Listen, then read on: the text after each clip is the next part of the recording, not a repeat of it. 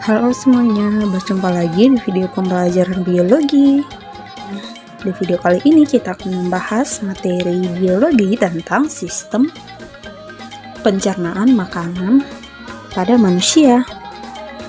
Yuk langsung saja kita tonton video ini sampai selesai ya. Selamat belajar, semoga kamu bisa paham.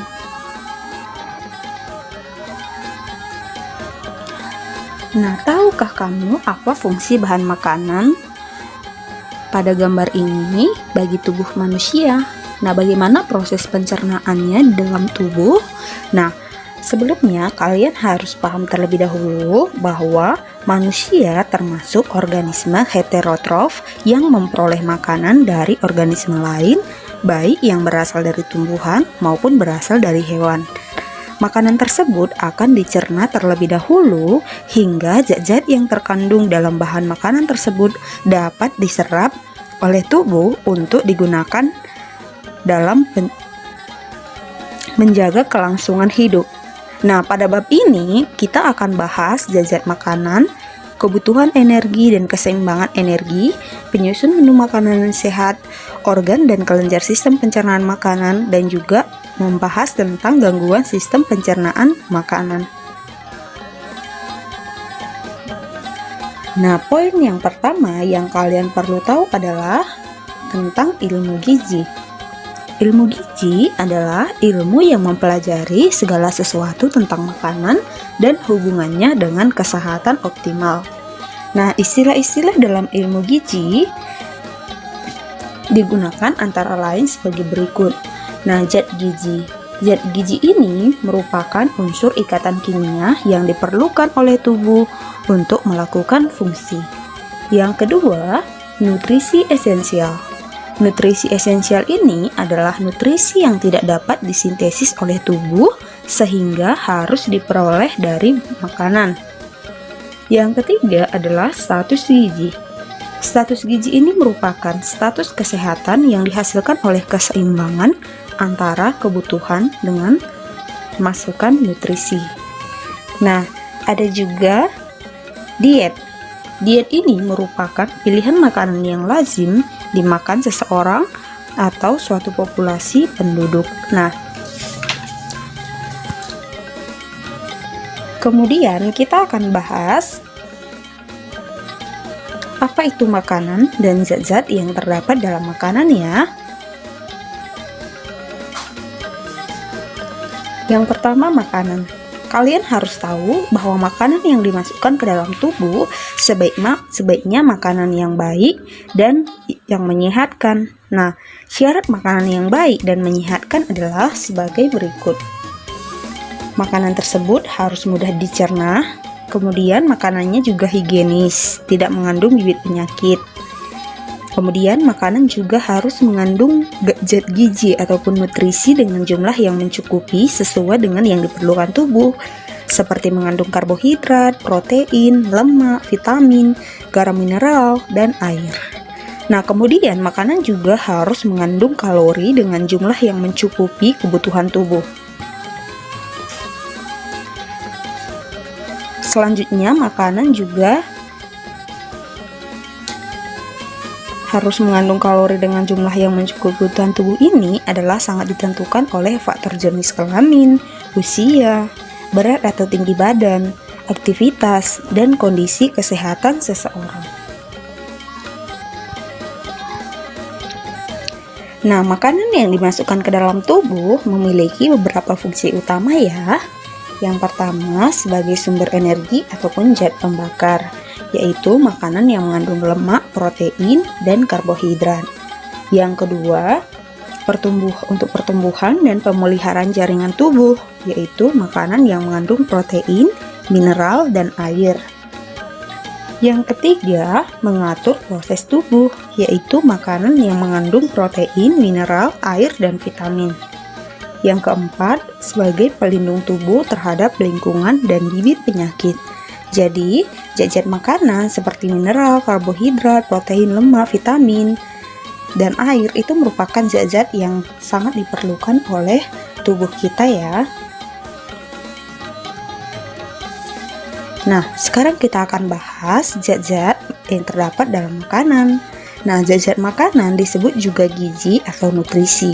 Nah, makanan bergizi adalah makanan yang mengandung karbohidrat, protein, lemak, vitamin, dan mineral dalam jumlah yang mencukupi kebutuhan tubuh.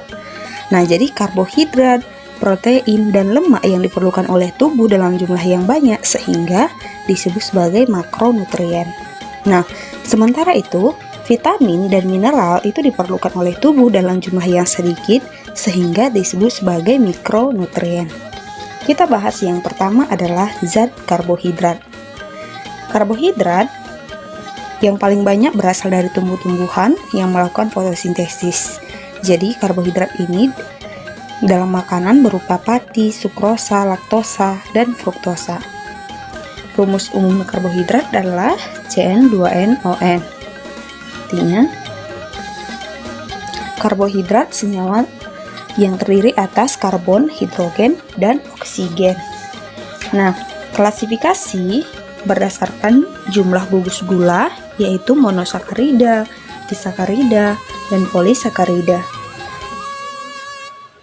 Nah, sumber-sumber dari karbohidrat yaitu dari glukosa, fruktosa, sukrosa, laktosa, galaktosa, maltosa, pati, glikogen, dan selulosa. Nah, fungsi utama dari karbohidrat adalah sebagai sumber energi, pengatur metabolisme lemak, menghemat protein, dan membantu pengeluaran feses.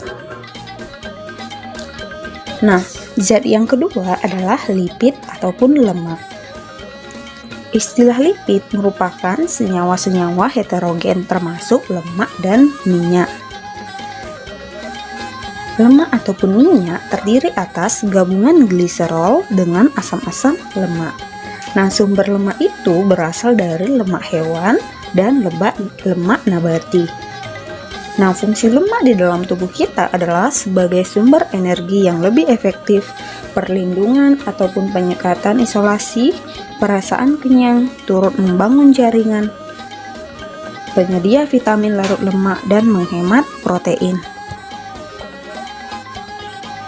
Nah, kita bahas yang ketiga adalah zat protein. Nah, protein ini tersusun dari atom karbon, hidrogen, oksigen, dan nitrogen. Protein merupakan bagian terbesar tubuh sesudah air, yaitu sebanyak 1/5 dari bagian tubuh. Nah, asam amino ataupun protein terdiri atas 9 esensial dan 11 tidak esensial. Sumber protein ini biasanya berasal dari daging berwarna merah, ikan, daging unggas, telur, susu, kerang, keju, dan jenis kacang-kacangan.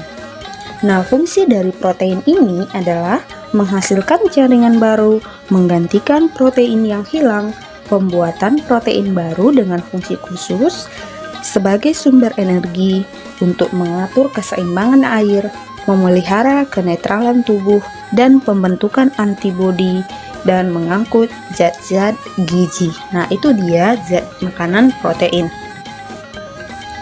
Selanjutnya vitamin. Vitamin adalah zat organik yang umumnya tidak dibentuk oleh tubuh sehingga harus diperoleh dari makanan. Fungsi vitamin ini adalah sebagai koenzim dan biokatalisator yang mengatur proses metabolisme, fungsi normal tubuh, dan pertumbuhan. Vitamin yang larut dalam air adalah vitamin B kompleks yaitu B1, B2, B3, B5, B6, B11, dan B12. Kemudian vitamin H dan vitamin C. Vitamin yang larut dalam lemak yaitu vitamin A, vitamin D, vitamin E, dan vitamin K atau biasa disebut sebagai vitamin A, D, E, K. Zat makanan selanjutnya adalah mineral.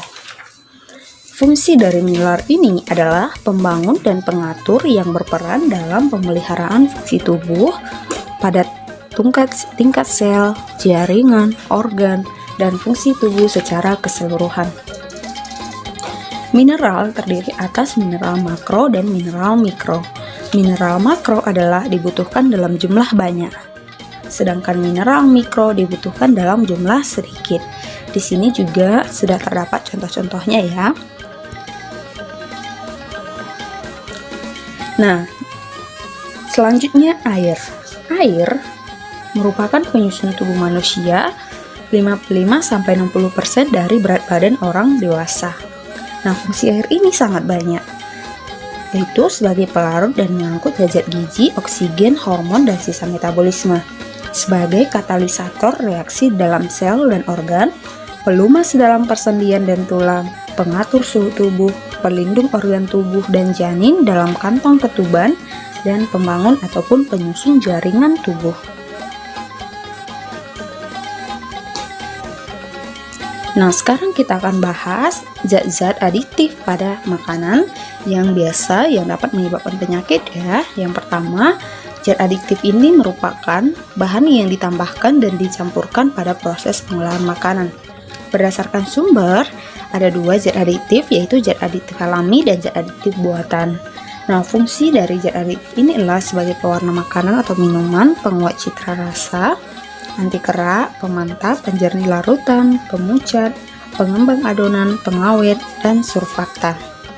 Nah, itu dia zat aditif.